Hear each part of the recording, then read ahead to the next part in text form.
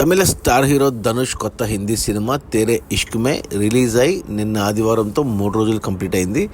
ఈ 3 రోజుల gross collections చూస్తే ఇండియాలో ఈ సినిమా 60 కోట్లు గ్రాస్ కలెక్ట్ చేస్తే ఓవర్సీస్ నుంచి 6 కోట్లు గ్రాస్ వచ్చింది. అలా టోటల్గా 3 రోజుల్లో తేరే ఇష్క్ మే సినిమా 66 కోట్లు గ్రాస్ కలెక్ట్ చేసింది.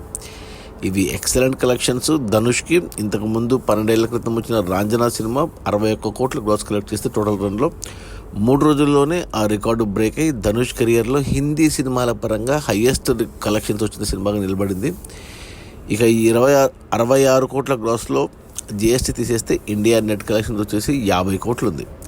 ఈ సినిమా బడ్జెట్ 85 కోట్లు అయితే 50 కోట్లు నెట్ వెనక్కి వచ్చేసింది.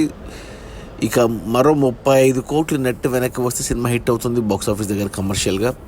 ఈరోజు సోమవారం వర్కింగ్ డే కలెక్షన్స్ తగ్గుతాయి. ఈ సోమ మంగళ బుధ గురులో. ఇక శుక్రవారం కొత్త హిందీ సినిమా ఉంది, రణ్వీర్ సింగ్ దురంధర్. సో జనాలందరూ ఆ సినిమా మీద పడతారు. సో కొద్దిగా కష్టమే, టార్గెట్ కొద్దిగా ఎక్కువగానే ఉంది. ఇంకా మరో 35 కోట్లు రావాలి అంటే కొద్దిగా కష్టమే. బట్ కెరియర్ పరంగా చూసుకుంటే ధనుష్కి హిందీలో హయ్యెస్ట్ గ్రాస్ కలెక్షన్ వచ్చిన సినిమా ఈ తేరే ఇష్క్ మే 66 కోట్లు. మరి 100 కోట్ల గ్రాస్కు వెళ్ళి 85 కోట్ల నెట్ తీసుకొస్తుందా లేదా, సినిమా హిట్ అవుతుందా లేదా అనేది చూడాలి. అది మన ఆనంద్ ఎల్ రాయ్ డైరెక్షన్లో టీ సిరీస్ తీసిన సినిమా తేరే ఇష్క్ మే. హీరో ధనుష్, హీరోయిన్ కృతి సనన్, ప్రకాష్ రాజ్ కూడా ఉన్నాడు.